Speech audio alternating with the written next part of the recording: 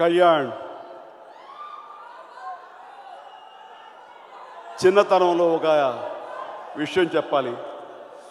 తను అప్పుడు ఇంకా ఫ్యూచర్ ఏమిటది డిసైడ్ చేసుకునేటటువంటి సందర్భంలో నా దగ్గరికి వాళ్ళ వదిన నేను కూర్చుంటే వచ్చాడు.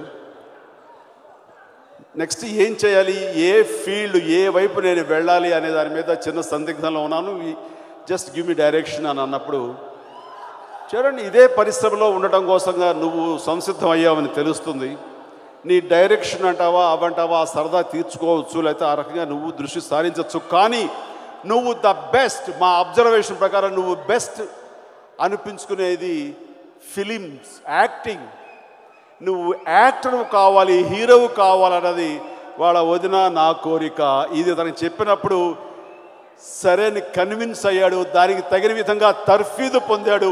దానికి తగిన విధంగా అన్ని రకాలుగాను మనసా వాచా కష్టపడి ఈ రోజున ఈ స్థాయిలో పవన్ కళ్యాణ్ ఉన్నాడు. మీ అందరి చేత ఇలా ఆరాధింపబడుతున్నాడు అంటే కనుక అది పవన్ కళ్యాణ్ ప్రతి సక్సెస్కి, ప్రతి అడుగులో అతను ఎదిగే కొలది అది గర్వపడే వ్యక్తులు మొట్టమొదటిగా నేను, నా తల్లిదండ్రులు.